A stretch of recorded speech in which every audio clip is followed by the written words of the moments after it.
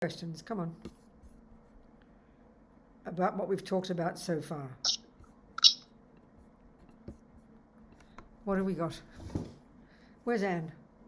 I can't see Anne. Oh, there she is. Okay, yes, good. Talk to me then. Good, Tara, go ahead. So, based on the kind of the analogy earlier about emotions, you have someone who's angry on the inside, they don't show it, versus angry on the outside, having both. So then obviously there's a goal of, I mean, it kind of a middle way, you know, like kind of like a way our mind should be able to recognize those emotions coming up and seeing them as conceptual, so then we don't react and create more negative results. That's pretty good, Tara, exactly. So in other words, the point is, it's a bit like, you know, the analogy of the driving on the road. Because you don't know there's such a thing as mechanics, therefore you're not attuned. This is a really simple point, isn't it? You don't think, you don't notice what's going on in the car. You don't pay attention. So if you knew about car mechanics, knew even that there was such a thing as a car mechanics, and you knew you should be checking, and you'd been listening, and you'd notice the wheels wobbling, wouldn't you? You don't wait till the wheels fall off. You know about it. So we know about this when it comes to our physical health. We know about it when it comes to maintaining our house, our electricity, our plumbing. We're really good at maintenance, our gardens, but we do, and it's such a good analogy, it's perfect. We do not have maintenance for our mind. We wait until we want to go mad. And if you look at the world, it's pretty evident that we don't notice what's going on until it's too late. That's why we go around killing each other and raping and murdering, because we have no awareness of our mind. We follow our feelings, we follow our thoughts, and the body and the mind, the body and the speech run around murdering and harming people, because and then in our own lives we don't notice until the wheels are falling off. It's a really practical point. So this is demanding that we learn these simple techniques, and don't call it religion, it's practical psychology, that enable us to step out of our head, to stay focused. And the benefit of that is you can't help but hear all the thoughts, and then in your daily life you bring to bear that skill from your cushion, where you're able to notice. It's like a miracle. You're noticing what the hell is going on in this crazy mind of ours. Initially it's not comfortable because we don't like what goes on, but it's like again the analogy of botany. Of course you don't want to look at your garden if you don't think there's a method to fix it. You just want to avoid it or blame. But here, you know you can learn botany. You know you can learn to manage the garden. That's what we're trying to do with our mind. And you've got to learn to listen to these conceptual stories, which is what informs the anger.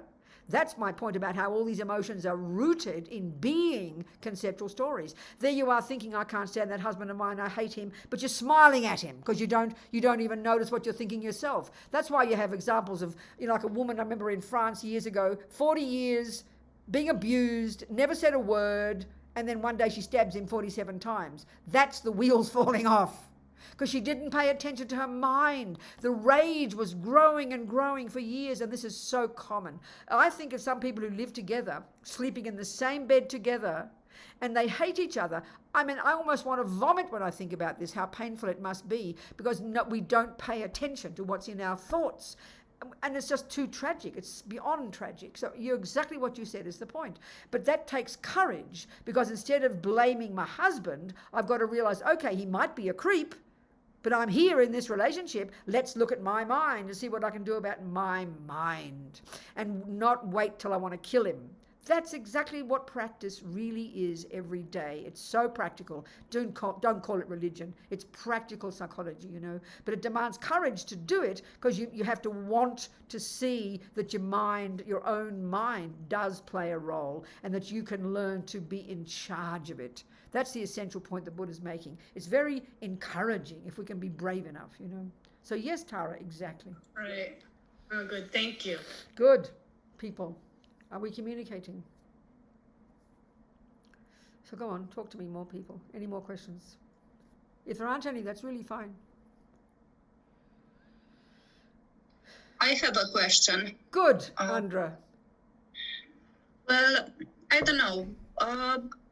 It's what I confront with is the fact that sometimes I am sure about what's wrong with my mind, and it's actually I cannot see it clearly because I don't know, it's my mind, and I cannot see my distorted patterns. That's right, darling, and that's join the universe. I make mistakes. Yes, darling, and this is normal, normal, normal. And the reason is because we're not familiar with it. I mean, this is not, what I'm saying here isn't invented by the Buddha. He's he's an expert at this. We can see in the modern world we have many methods that are similar to this, but Buddha's expertise is this one. The reason it's difficult, Andra, is because we're not used to doing it. We're so addicted to looking at the outside world, analyzing the outside world, blaming the other people, blaming the cake for making you happy, blaming the boyfriend for making you suffer. That's been in our analysis very deeply. And the Buddha would say it's a very subtle analysis that we've been doing before this lifetime, if you think about reincarnation. So we come programmed into this life with these ancient habits. So we need to be very humble with ourselves and very patient, because it's a pretty intense job to get to the point of realizing we can change our thoughts, and to want to do it. And it takes time, Andra. Are we communicating? Yeah, it takes a lot of time because Yes. sometimes I think that I figured the answer, and then it's Yes. just another problem. No, I know, darling, I know. But this is where also, there are so many ways of looking at our mind. There are methods in the West every day. There's Jung and Freud and thousands of other methods. So it's up to us if we want to, choose a very specific method. It's like yoga. You practice yoga, it all looks the same. But once you go deeply into yoga, you'll find there's 400 different methods. And the more you go deeply into yoga, the more specific you will choose one method. So it's really up to us if we like the Buddhist method, the Buddhist analysis, and to learn to practice it. But we need to be familiar with it, So that's up to us. That's our decision. That's our part of it. Do you understand? So keep moving, Andra. You want to look at your mind. You recognize your mind plays a role, and you want to look at your mind, right? That's your wish. Is it? Yeah, I don't know. I think my wish is to be happy. There you go, honey child, that's it. Your wish is to have a good garden, so you've got to learn botany, and you have to choose the method that you think works. You understand? We're discussing the Buddhist method here. That's up to you. But honey, if you keep knowing your goal, then you will keep finding the methods, and you have to persevere. Don't give up. It's possible. It's doable. That's certainly the Buddhist view. It's doable. It's possible. It's up to us just to persevere. And then also, Andra, try and remember all our good qualities. Sometimes we only notice the bad. We only notice when we fail. We really have to praise ourselves more. And I'm not joking here. This is quite a serious part of our practice. Because if we analyzed our good qualities, if you looked at your good qualities and saw your effort, you've got good ethics, you're trying to be a good person, you should be very happy because of that. But we'd often forget to do that. Wouldn't you agree? How often do you praise yourself and tell yourself you're doing a good job? You get my point? We don't do that, and that's a big failing. We must learn to do it. But for some reason we feel almost embarrassed to say good things about ourselves, but we really have to do that. We really must. You don't lie to yourself and tell yourself good things you're not doing, but you are making an effort. You are a good person. You do have good ethics. So we have to remind that. That gives us courage. Otherwise we'll get exhausted. Do you understand? Yes, and I have a second question.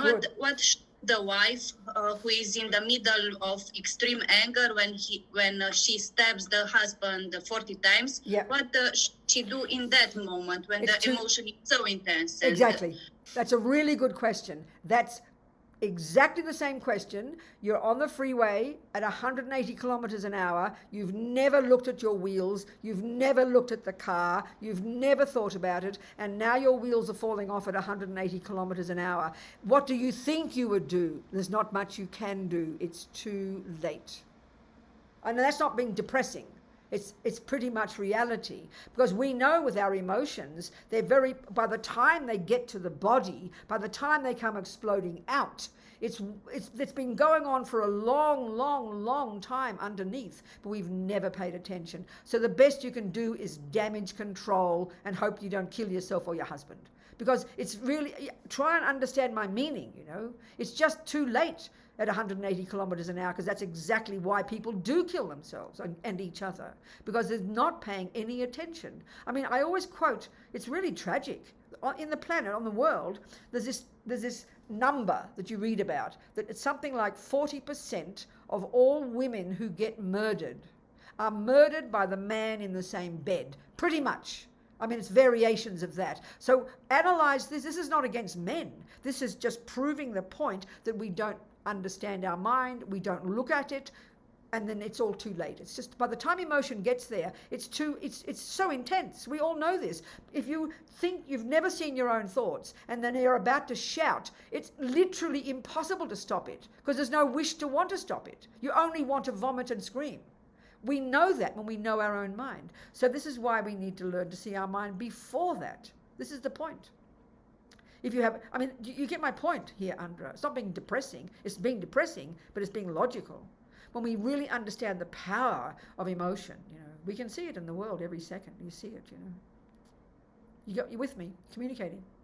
Yes, yeah. But I think there should be some solutions, because people go through extreme emotions. Yes.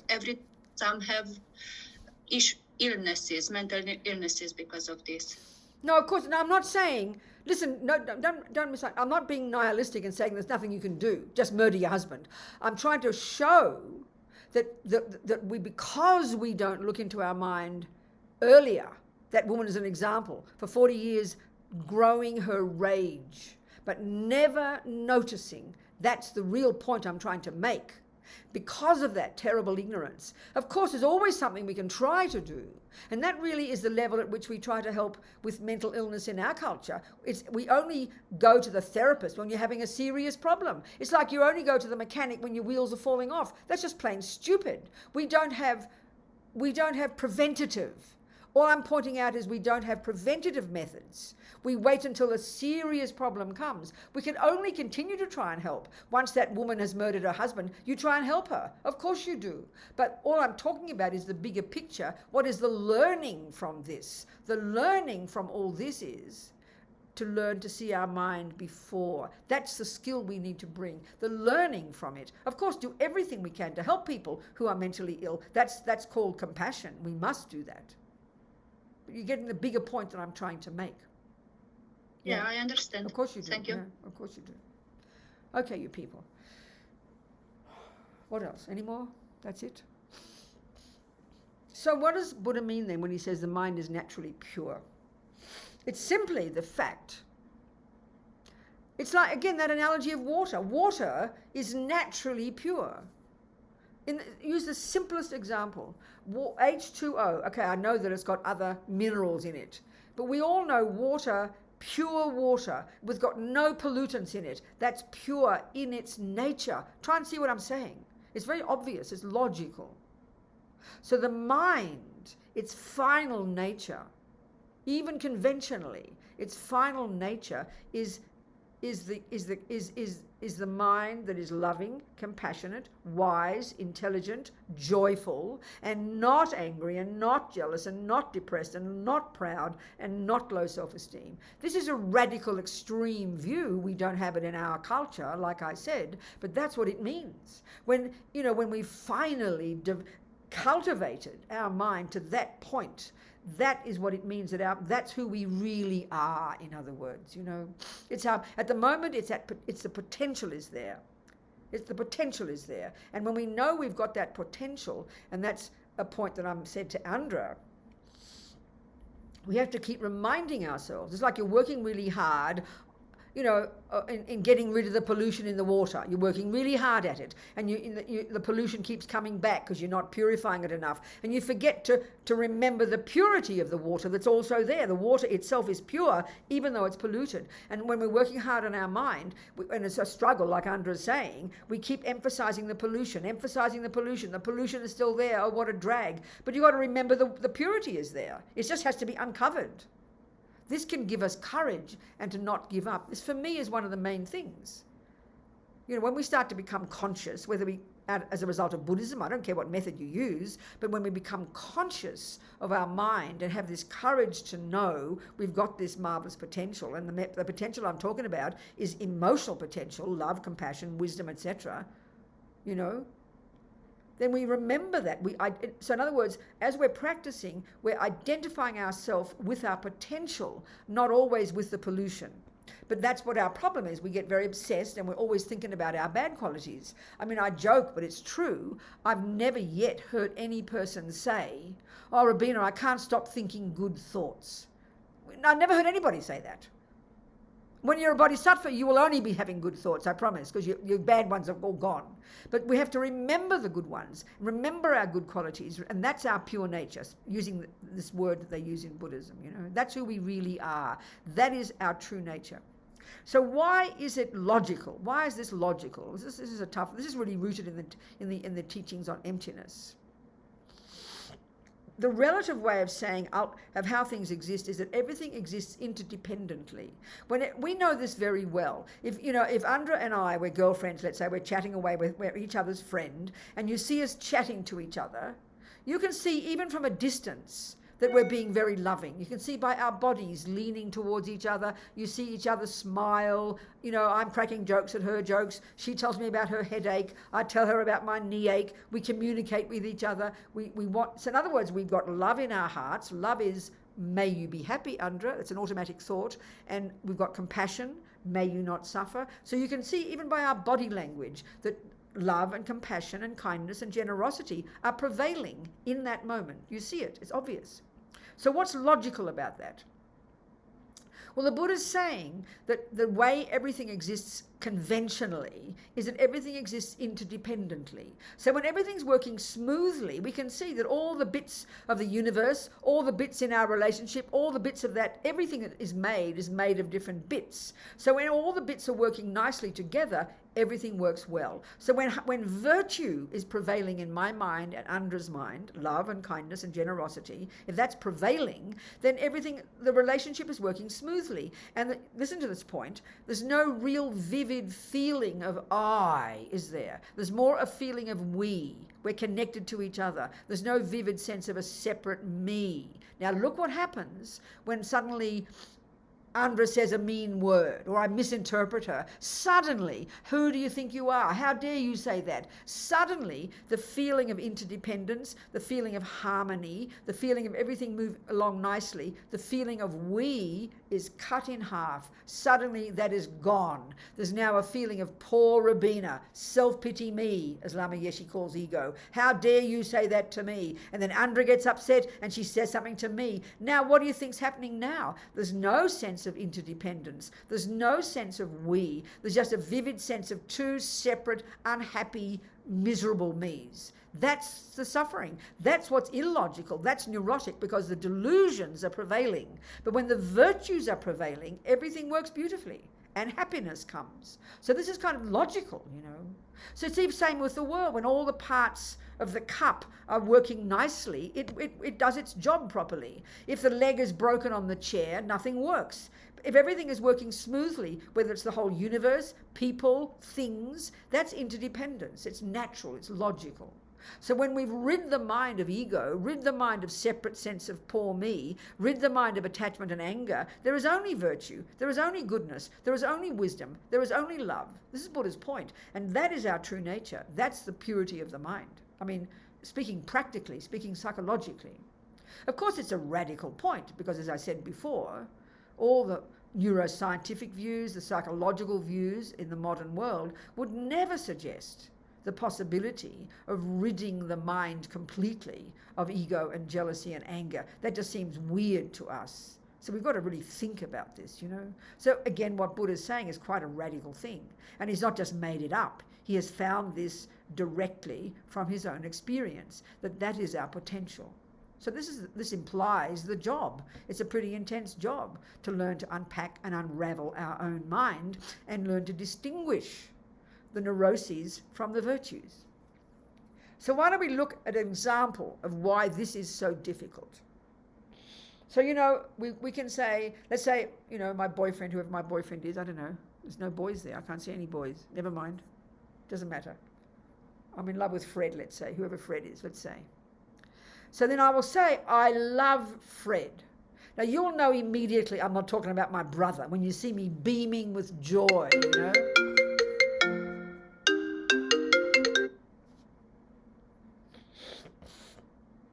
You'll know I'm talking about a boyfriend. So what's happening there is there's two things mainly at this time. The main one is attachment. Now that's under the first heading.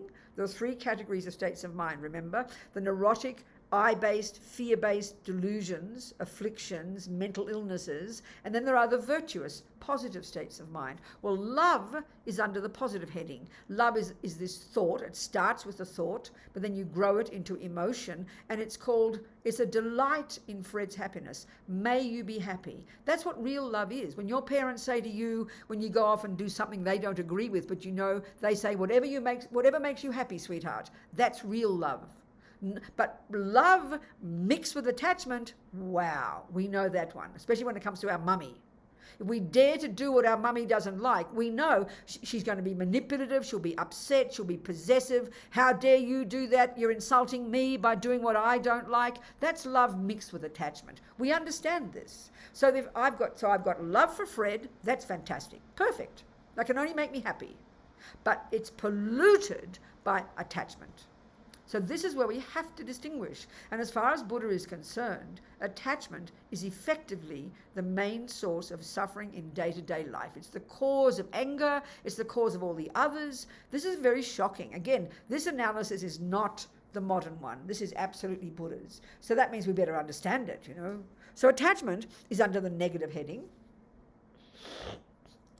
Excuse me. It's this emotional hunger. It's so subtle we don't notice it. It's the assumption of a separate me who's hungry, is not satisfied, therefore always looks outside for something. So I find Fred. So my attachment now seems to be getting what it wants. So my attachment is the emotional hunger. It then will exaggerate Fred's deliciousness. It will exaggerate Fred's role in my happiness. It will then have this massive expectation that he must fulfill my wishes. It'll have all this expectation, this neediness. Attachment is this huge state of mind. It's so normal for all of us, and it works at such a subtle level, and it's so constantly there that we literally don't notice it. It's just like our default mode, So when attachment's gone berserk, we all know that's what in love means. Mainly it's attachment, I tell you. So when you've got attachment, this is now we go to the compassion wing.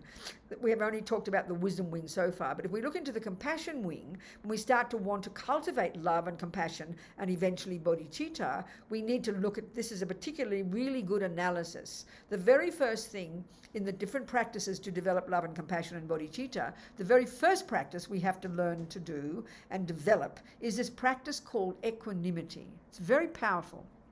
So what we're trying to do in the long term on the bodhisattva path, on the compassion wing, is learn to develop this incredible aspiration to only want to benefit others. That is based upon this development of incredible love for others. May you be happy. It's based upon this incredible compassion. May you not suffer. And the attitude of the bodhisattva is that it's my job to benefit others. Up until now, we're talking just the wisdom wing, which is the work we have to do on our own mind to develop our own amazing potential, which then qualifies us to be able to help others. So the very first practice, like the basis, in there's many series of little techniques we have to develop to get bodhicitta. The basis one, the fundamental one, is called equanimity. So what equanimity is, sorry, excuse me.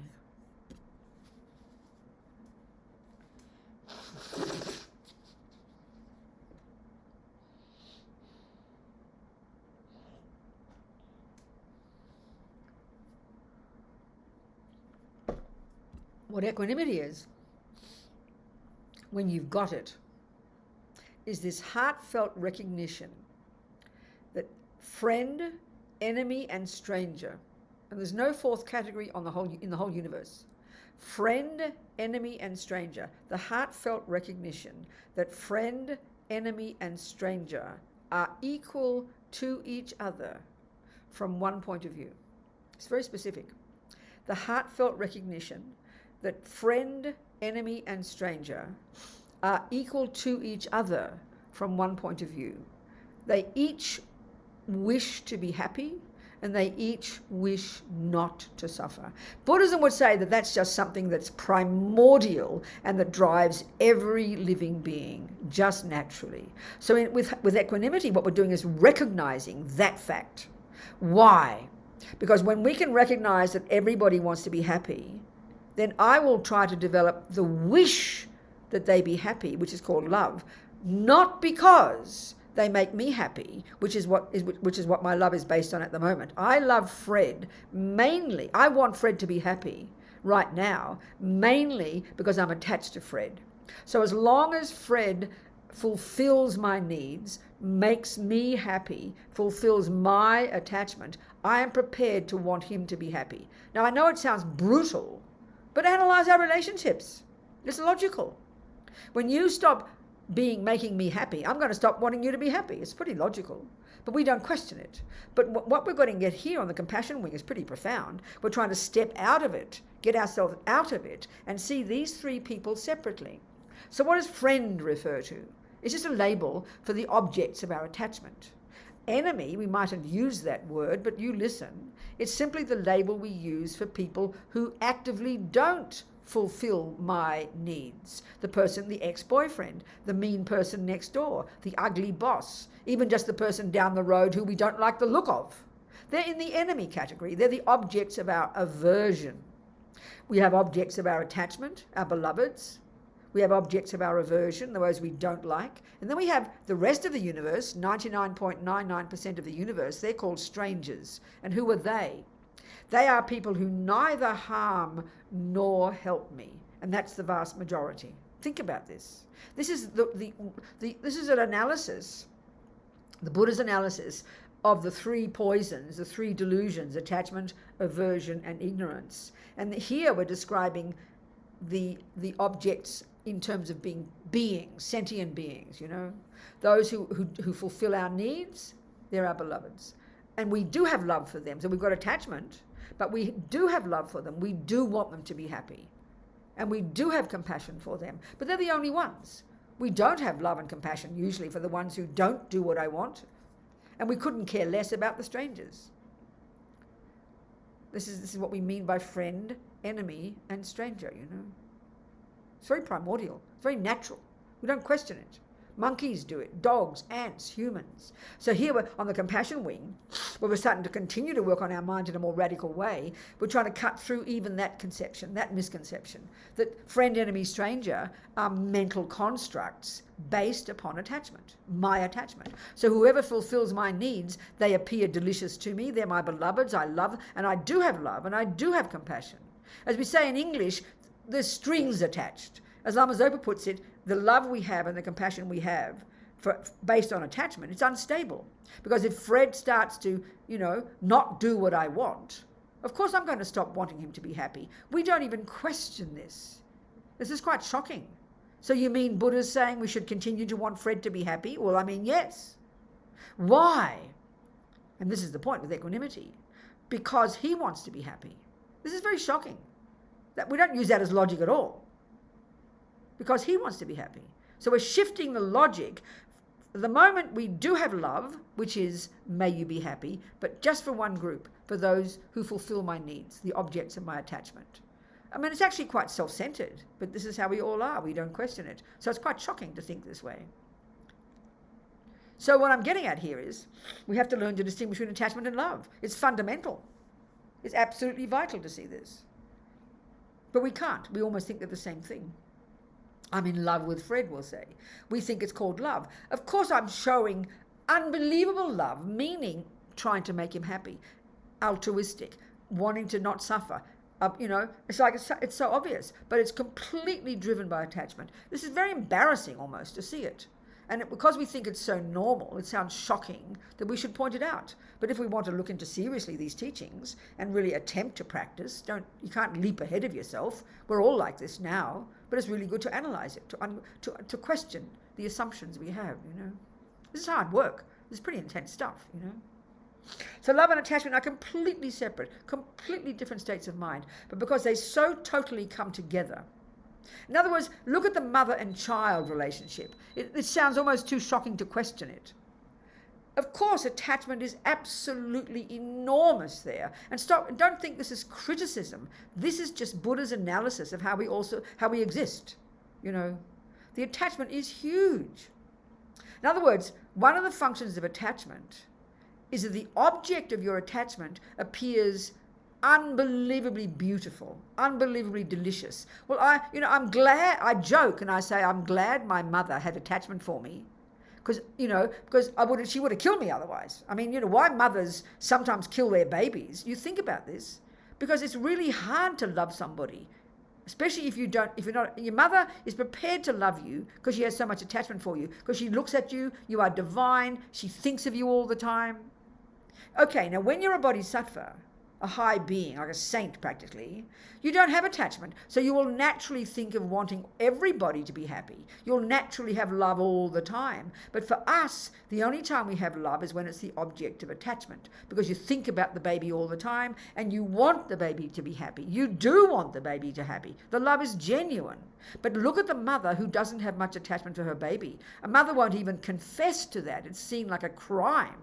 But that's possible due to karma, that you get born, a baby gets born to you, you have no karma, you have no feeling for, This is possible. This is absolutely possible. So then look how hard it is to want that baby to be happy, which is love, because you don't have attachment. Look how hard it is to put, you've decided you're going to live with that boy, you fall in love in the beginning, then you start to have the babies and the commitment to each other and the house, and then you start to become a bit unhappy and he's mean to you and doesn't love you so much anymore. Of course you don't love him anymore. It's very hard to love him. It's very hard to want him to be happy when he's being unkind to you. So if you make a decision you're going to stay in that relationship for the benefit of the kids, let's say, you make a conscious decision, look at the effort you have to make to be kind to him, because you're not attached to him anymore. So attachment makes it easy to love somebody, but it's unstable, because usually when the attachment stops, anger takes place, and then you chuck him out, or whatever. So we have to see the difference. This is quite a subtle analysis. This is not the way we think in modern psychology. It's quite interesting. It's quite difficult, but it's fascinating. And in other words, so I mentioned this, but Buddha talks about the 3 poisons. Let's call them the 3 toxic emotions. Ignorance, the root delusion, the most primordial one, which is known colloquially as ego grasping. This deep clinging to this sense of a separate, concrete, real me. That's the deepest one. What that gives rise to is then this intense emotional hunger, this attachment to get what that me wants. And this is what runs our daily life. It underpins everything. It's always there. And then when it doesn't get what it wants, this attachment, this emotional hunger, and that's 1,000 times a day, because you see, this attachment, like I've been talking, is this emotional hunger, is another way of putting it, is rather cruel, is this kind of intense assumption that I must get what I want every millisecond. That's attachment. It's intense, and it's so natural. Everybody's got it. So the second that attachment isn't fulfilled, and that can be the tiniest event, you hear a noise that you find irritating, that means your attachment just didn't get what it wanted. And what arose? Aversion. Aversion is the bare bones state of mind that is a response when attachment doesn't get what it wants. And this is very subtle. It's happening all the time. So you get annoyed, irritated. That's just mild words for anger. That's all. Mild words for anger. We have that 1,000 times a day. And because everything we think and do and say builds up in our mind, then by the end of the day, you wonder why you're exhausted. You know? Because aversion is resisting something. Attachment is hungry and grasps at all the nice things. And the second the thing that isn't nice comes along, aversion arises. A panic attack. No, go away. The ugly sound, the mean word. You break the cup while you're washing the dishes. The traffic lights are red instead of green. Baby, baby, baby things. These are the wheels wobbling, okay? This is the wheels wobbling. We don't pay attention to them until you want to scream. Attachment and aversion, the simplest words, but in the Buddhist view of them, they're really profound, you know. Lama Yeshe said, I can tell you about attachment for one whole year. You'll never begin to understand it until we start going deeply inside, you know. So with here, we're looking at the difference between attachment, this emotional hunger, this expectation, it's emotional hunger, expectation, manipulation, control, possessiveness, anticipation, all of that's a function of attachment. So naturally, if that doesn't get when Fred starts not to fulfill my attachment, of course I'm going to have a panic attack. Angry, upset, jealous, freaked out, depressed, naturally. So I built up this huge fantasy about Fred, this over-exaggeration of Fred's beauty and Fred's role in my happiness. So it is terrifying when he starts not to fulfill my needs, which is natural because it's unrealistic what I'm expecting. That's the arising of aversion. And depending on your personality, it could be violent anger, it could be pain, it could go internally, it could become depression. Depends on your person, you know. So then I've got in the next category, the virtuous states of mind. There is also love there. So I might have lots of love. And I might be a very patient person and very loving and very kind. So when he starts to not fulfill my attachment's needs, it'll be difficult for me, but I won't notice. I'll still try to love him. I'll be compassionate. Many people are like this. But then sometimes that what that ends up becoming is Fred starts to misuse you, because if your love is based on attachment and you're a nice person, you don't get angry and you try to keep being nice to Fred and he hits you and you're still nice to him and I'm sure he really loves me, then you start to become a victim because your love is mixed with your attachment. It's polluted by your attachment. Your own neediness to be seen as a good girl. I'm sure he really loves me. And then he abuses you and beats you and you become this classic victim. This is a very typical story, you know, because we don't see our own mind. You still have lots of love, but it's foolish love. It's kind of stupid love. It's based upon your attachment. It's not helpful. So love and attachment are completely separate states of mind, but they're so mixed together, we assume they are the same thing. So again, this is a subtle analysis. It's not that easy to see it like this, but this is the job. Let's say, certainly you can see it with a parent and a child. A parent who's completely in love with their child. Everybody else can see this kid is lying, is stealing, is really wicked, you know, a naughty kid, but the mother is foolish. She defends him. She lies for him. This is because of her attachment. Her love is stupid love. It's not wise love at all. And that's always the problem with parents. I mean, my mother had 7 children. She was an amazing mother. I love my mother. She's dead, of course. She's old. I'm old. But she was a kind, compassionate, amazing, hardworking mother for her 7 children. She had a difficult life. My father wasn't so well behaved. Never mind all that. But this is the point what attachment does. It overcompensates. And I sort of knew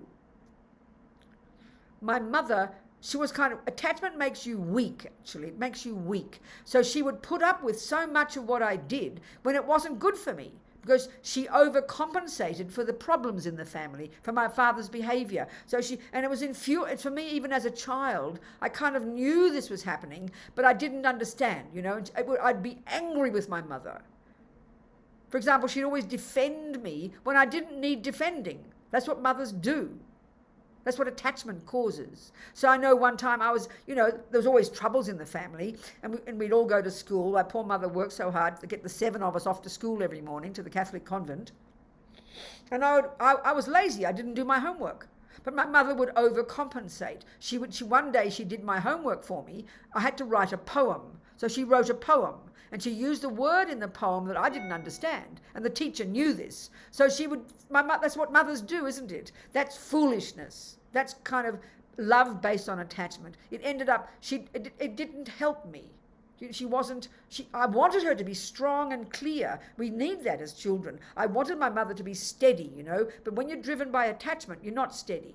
So that makes you go all over the place. This is typical love based on attachment. You make a mess. So we have to see the difference. And it's hard to be a mother, to have wise love, and to be tough. You can have tough love, You need to have tough love if you're a parent. But it's got to be consistent and based upon genuine love. And I think as a child, if your mother is strict, if it's coming from love or coming from anger. We know the difference, So it's not easy. What do you think, you people? Any questions about love and attachment? The difference? No, it's okay.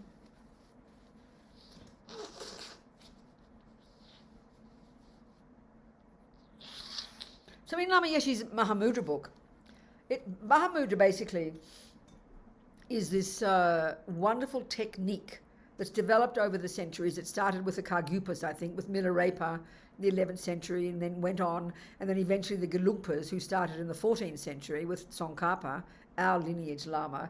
And this technique carried on, and it became known as Maha Mudra, which is a Sanskrit. It literally just means great seal.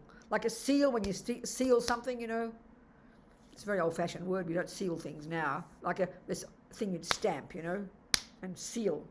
So what it means is it's really just a term referring to the word emptiness. And this word emptiness, as we know, is this shorthand for how things exist ultimately. That everything is empty of, everything lacks an intrinsic, concrete nature.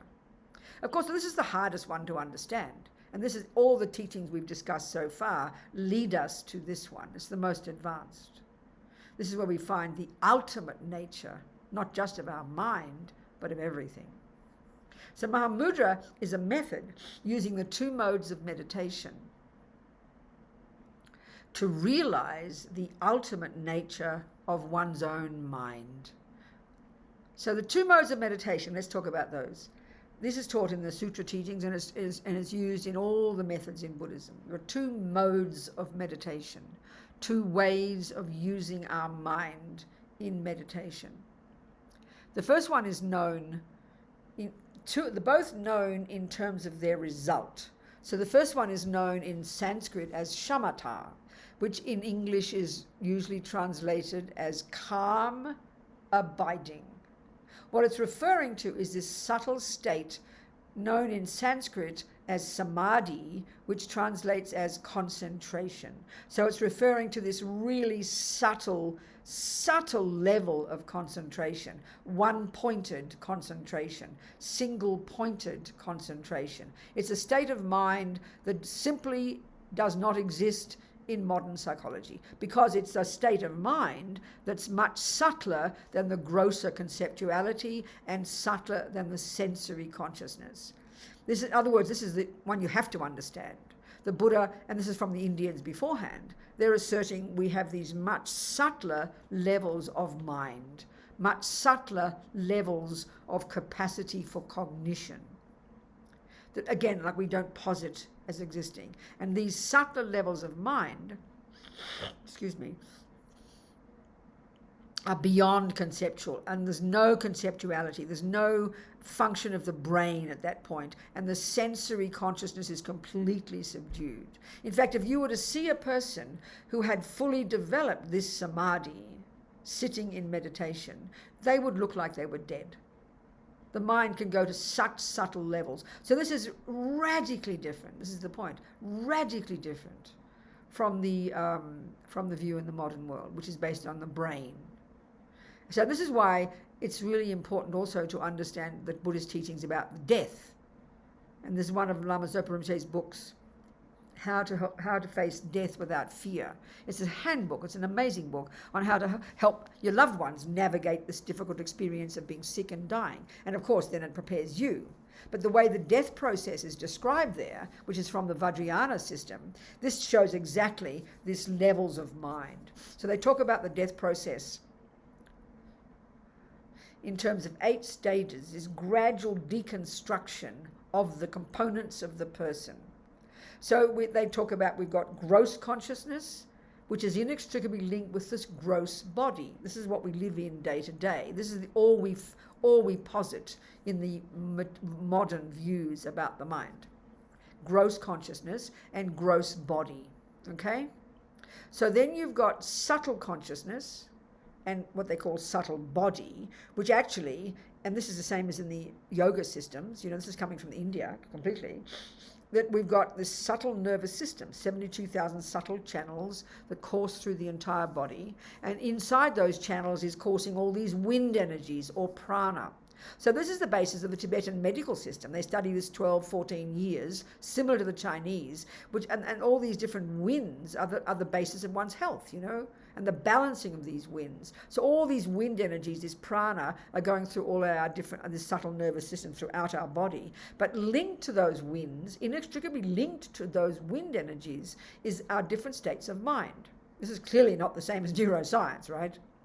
All the different mental states, love, compassion, all the different mental states, are inextricably linked to their own set of the 4 elements.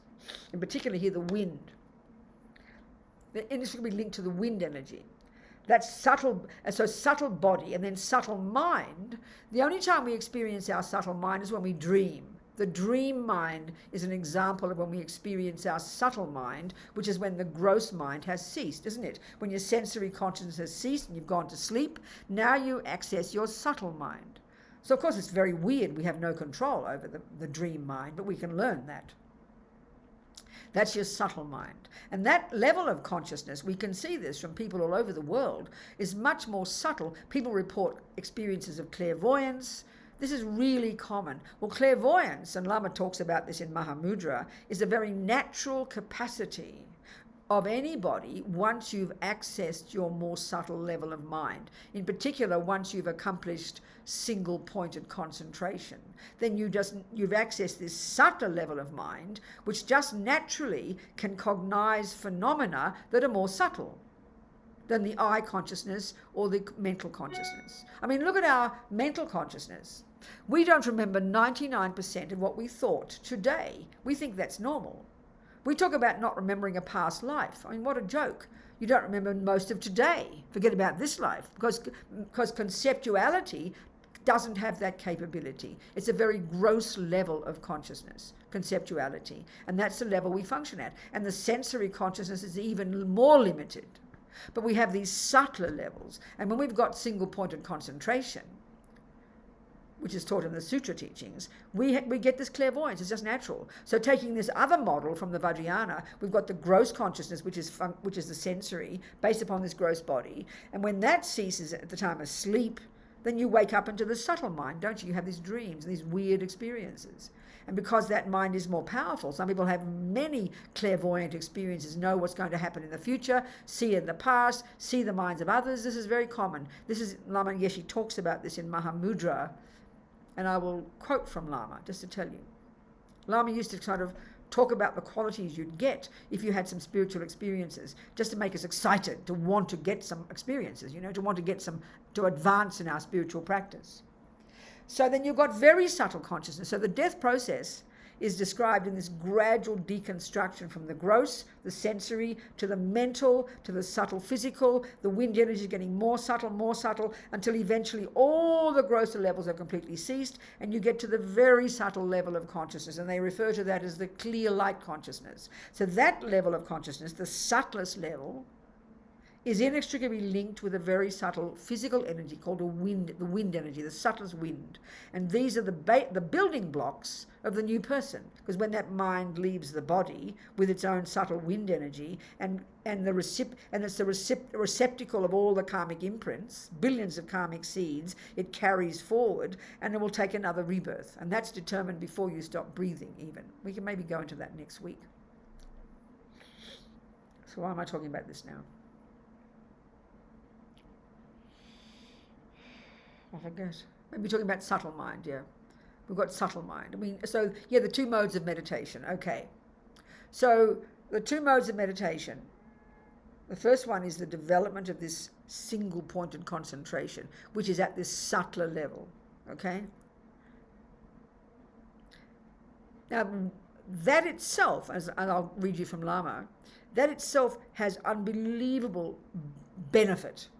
You can't even imagine, as Lama Yeshe says, some of the qualities that you would cultivate just by having single point of concentration. You'd think you're enlightened. I mean, you're nowhere near enlightened yet, but you can be forgiven for thinking it, because some of the qualities are so astonishing. Let me read to you from Lama, just to make you happy, get you excited, to taste the potential of your own mind. Okay, let me find the book.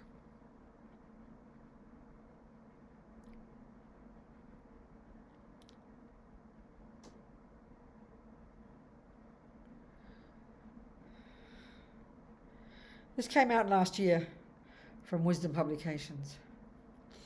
Where is it? It's not there. Oh, here it is. Okie doke. Maha Mudra, How to Discover Our True Nature. Here's the cover. Can you see it? There you go. That's the book. Lama Yeshe. Maha Mudra, How to Discover Our True Nature. I highly recommend you read it, just to get encouraged. It's so encouraging, you know. It's so encouraging. And Lama was unusual in this way, because they normally never talk about experiences. But he sort of figured we poor Western people, all our miserable minds, I mean, you know, us modern people, always depressed, always upset, never liking ourselves. He all the time tried to lift us up and show us our wonderful potential.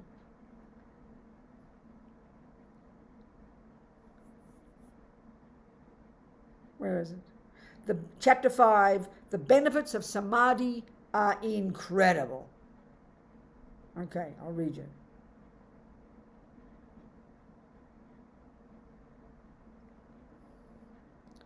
Okay.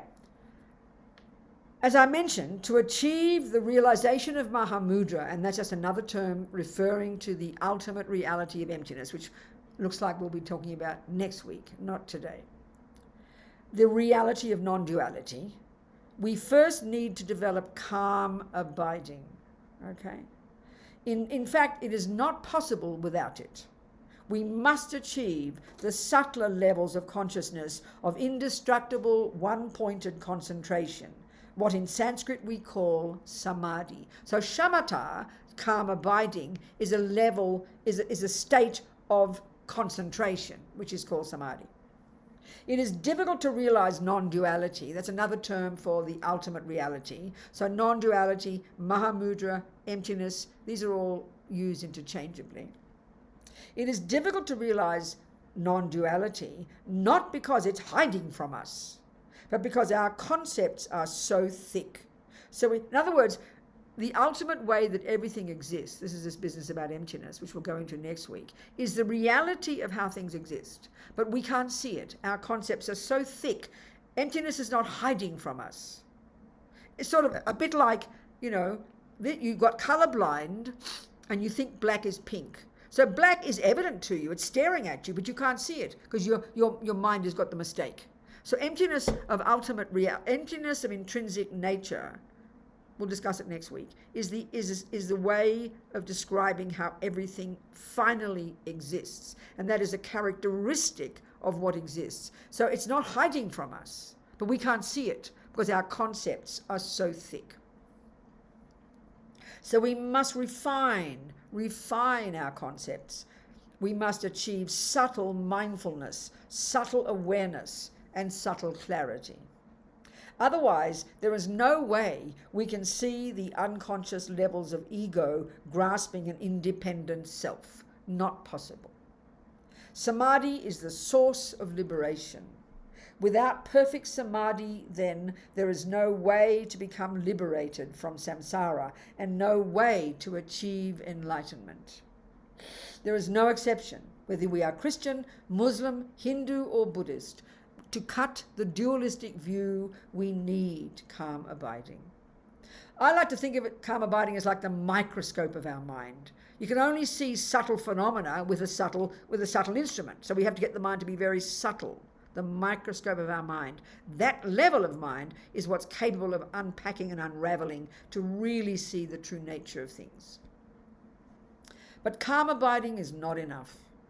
On the other hand, some people actually think that this state of samadhi, this one-pointed concentration, is all we need in order to cut ego. But that is wrong. Lama Tsongkhapa reminds us that calm abiding alone is not enough to cut the dualistic view. We also need to develop special insight. This is the second mode of meditation, vipassana. We'll discuss this because there's many levels of vipassana.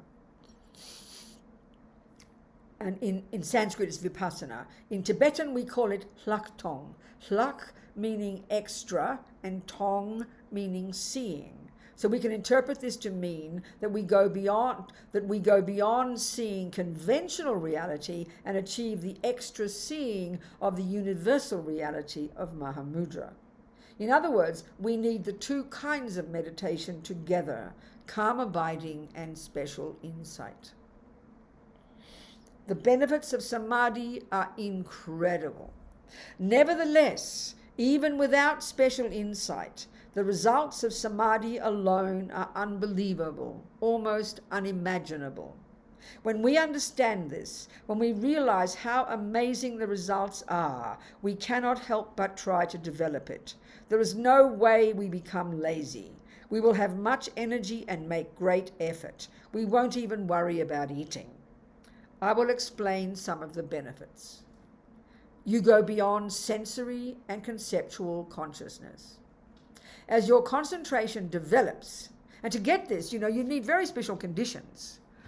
You need to, the ideal scenario is you give up sex, drugs, and rock and roll. You have to give up your worries and your mortgages and your dogs and your family and your husbands and your children and all the worries of daily life in order to get to, literally or metaphorically, to the mountains where you have this very specific isolated environment where you practice this technique 6, 8, 10, 12 hours a day for several years. That's how long it usually would take a fairly ordinary person. I interviewed our Swiss monk, Venerable Rene, back in the 90s when I was editing Mandala magazine, our magazine for the FPMT, about one of his 2.5-year retreats. Already he'd been a monk. He said there was no way he was prepared to go to that environment up in Spain, our center in the Sierra Nevada, a few hours out of Granada, a beautiful place, blessed by His Holiness in the 80s, called Urseling, the place of clear light. His Holiness, I was there at the time, he said it reminded him of Tibet. It was so perfect for meditation. It was really ideal. So he was there for 2.5 years practicing single-pointed concentration all day, every day, many sessions a day, in order to cultivate this single-pointed concentration, which in the texts is described in terms of 9 stages of cultivation. So it's very specific, that the instructions, So he said just to be able to be qualified, just to even get there, to want to stay and to have this discipline and courage to do this practice, he said there's no way in the world he would have been qualified without having become a monk, to give up the ordinary daily life, without having done lots and lots of practices, lots of purification, without having done lots and lots of study, and without having even himself having taught. He said there's no way he would have been qualified just to walk up to the mountains and spend 2.5 years, not to mention longer, in intensive retreat, attempting to get single-pointed concentration. We've all got the potential. We can all start somewhere. But to actually accomplish it is pretty intense, And the Buddha says we've had it in many lifetimes before, but we've lost it.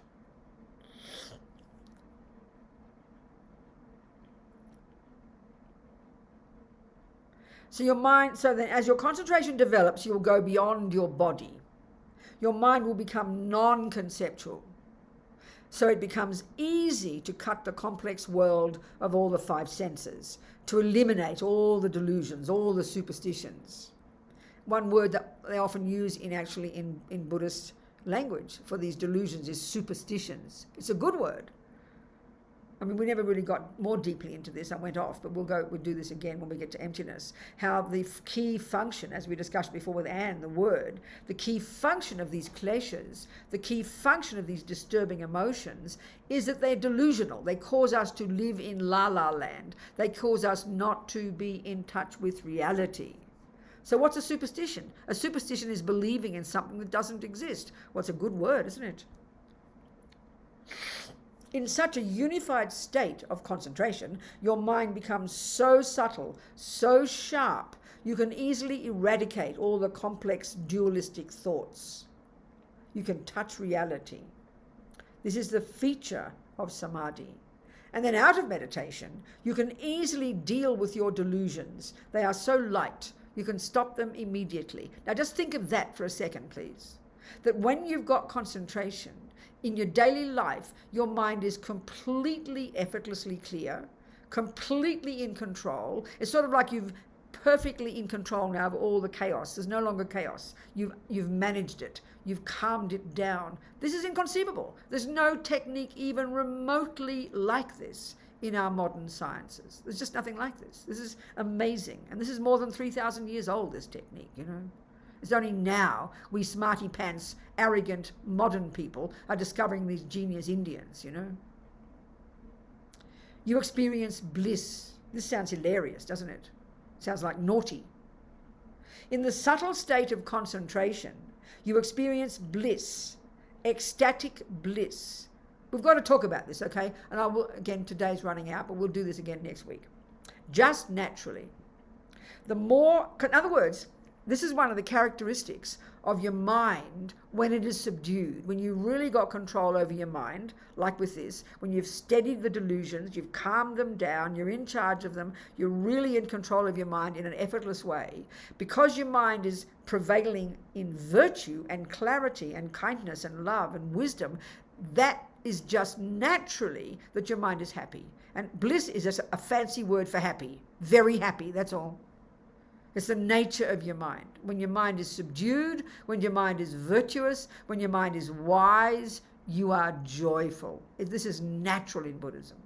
In other words, joy, happiness, bliss are natural states of your mind.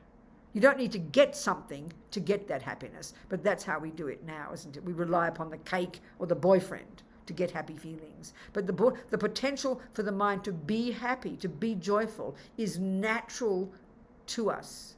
You don't need an external object to trigger it. This is Buddha's key point, you know. It costs nothing. Just got to work hard. In the beginning, the bliss you experience is physical, which is the grosser level. But as your concentration deepens, as you throw off the layers of blankets of grosser consciousness, you experience bliss exclusively at the mental level. And that's hard to conceptualize as well. It's hard to imagine, isn't it? Because we're so fixated on the body, you know. This is because you have stopped perceiving all the objects of the five senses. You've closed the door to all the delusions. You've gone to this subtle level where the senses are no longer working. All the contradictory concepts have disappeared. Your mind is now crystal clear. Keep remembering this is not religion. This is psychology. This is not joking, you know. As if you could count every atom. As your concentration gets stronger and you reach ever subtler levels, your mind becomes super powerful. From his own experience, Lama Je Tsongkhapa says that you can reach a point of such clarity in your meditation that your mind feels almost infinite. Your mind is so clear, so sharp, it's as if you can distinguish all the subtle physical energies. You have the courageous thought, I can count all the atoms of the universe. This level of mind is more powerful than even scientific instruments. This is not meant to be metaphorical. This is literal, okay? And this has been discovered by the Indians more than 3,000 years ago. And this technique is a living, extant technique, and millions of people have accomplished it. And there are people looking like you and me accomplishing it right this second. It's brilliant, unbelievable psychology, okay? A communist could do it. It's not religion. We've got to understand this. You are always joyful, can you imagine? When you arise from your meditation, you feel liberated instead of uncertain and full of doubts and conflicts. You experience inner peace. You'll always have a happy, joyful vibration. In fact, you continuously experience tremendous pleasure. Now the pleasure of chocolate is nothing to you. What you now experience with your mind is super. It's like another realm, another dimension. And when your senses do come into contact with their objects, of course, you experience bliss then too. You hardly even notice whether it's night or day. Actually, even now, when you have samsaric happiness, you have a similar kind of experience. You dance and drink all night, intoxicated with the pleasure. Time just flies. Well, this is what happens when you're intoxicated with the blissful experience of samadhi, of your own bliss, your own mind. Your body feels so light. When you are out of meditation, the heavy energy of your body vanishes. Your body feels like a brand new body. You feel so light, almost as if you could fly, almost as if you had no body at all. You develop clairvoyance. Lama Tsongkhapa says that you will develop clairvoyance. According to the Abhidharma teachings, there are two kinds of clairvoyance. One is what we understand as intuition, an untrained sense that we all have to some extent. For example, you might feel strongly, without any logical proof, that something has happened to your dear friend back home. We all have that. So you could say that that's kind of just touching on the outer edge of your subtle mind. Your gross mind, when you're very involved in anger and horror and depression and anxiety and attachment and your sensory consciousness, your mind is very limited. You can't see past your own nose. But if your mind is more relaxed and more spacious and more virtuous, then you're beginning to touch on the sort of, I'd put it this way, the outer edges of your subtle mind. So you have intuition, you have a sense of sensitivity to other people's feelings. We all understand that. The other kind of clairvoyance can be gained by training the mind in meditation, as we're discussing here in this book. You are able to see long distances as well as other people, including their minds. At first, your experiences seem a bit like a dream, but the more your concentration develops, the more clearly you can see, just as you would if you were there in person. Maybe you can even touch far away forms. This kind of clairvoyance is not imagining something. It's real, in the present, not a fantasy. Okay. So all this is discovered by the Indians before Buddha. This is not even Buddhism. This is just what they have discovered from their own work, their own inner work, So this is the point that Lama's making. You've got to have concentration in order to get insight, and we'll have to discuss that next week. But the benefit, and this is what he's doing here. I mean, they normally don't talk like this in the text. They're very humble. They don't try to get you all excited, because one of the big problems with spiritual experience, people can get very greedy and get very caught up in wanting an experience, But Lama really felt it was worthwhile just giving us a clue of what we've got the potential to achieve. I mean, who talks like this in modern world? Neuroscientists don't tell you about this. So it's really interesting to hear it, to know that this is our human potential. It's very encouraging, So not time to go yet, but time soon to come. So ask me some questions again, if you have any, please.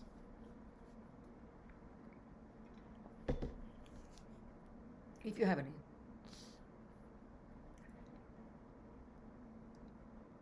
Nothing. I will ask. Good, Hello, Alexandra. Talk to me. Nice to be here. Yes.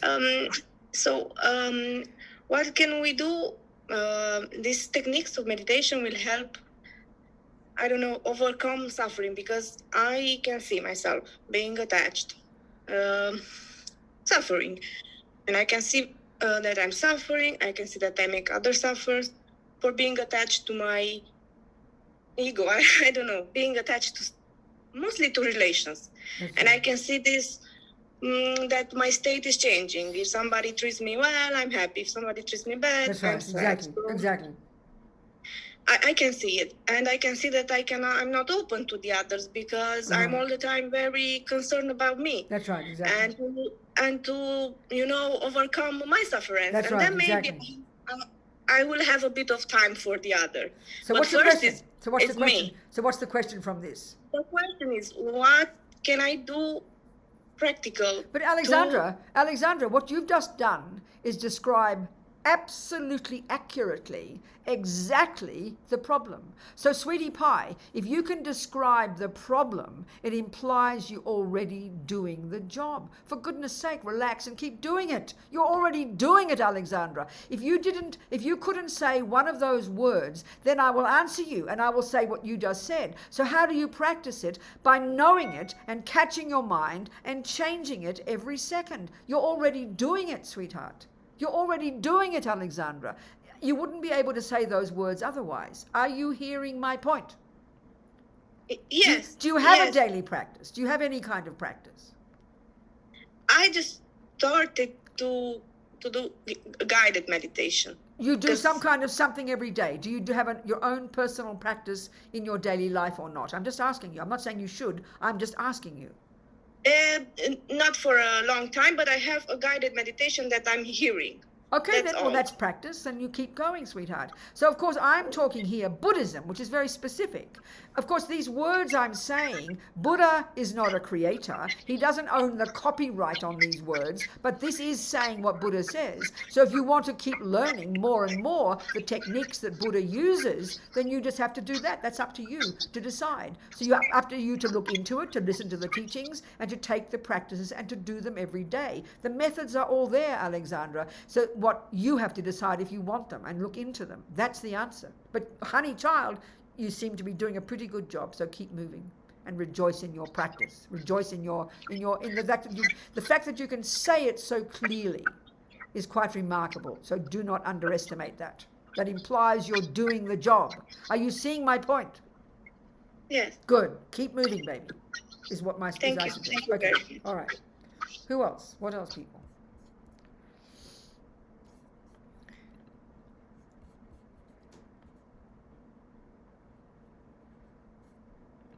Anybody else? No questions? Okay, so then I know I'm cutting you short today, but I'm sure we've done more than enough. So I think we'll end here. It just feels a very natural place to end. And is that okay with you, darling? Plenty of food for thought. And we'll see each other next week, and we'll go into the ultimate nature of our mind. We'll go into emptiness, all right? So people, meanwhile, whatever we've listened to, all these thoughts have gone in, all these seeds have been planted, so that, so we nourish these seeds from our moment forward, like I'm saying to Alexandra, just keep moving with what we know already, keep moving, having confidence in our potential, for our own sake, and also so we can help others, never giving up, never giving up, never giving up. And we'll sing those two little prayers if you have them there, Anne. One prayer is expressing that, and the other one is, may this amazing attitude of bodhicitta, this aspiration to be of benefit to others, may it grow and grow in the hearts of all. It's not there. Let's see it. No, they're not there. Don't you worry. I'll just sing them, and you just think these thoughts. Kewadinyo dudai lama sangye drugyune droma chikyang malupa dei sala gopashok Jang chob sem chog rinpoche ma ke panam ke gyochig ke panyam pa me payang gong ne gong du pa vashok.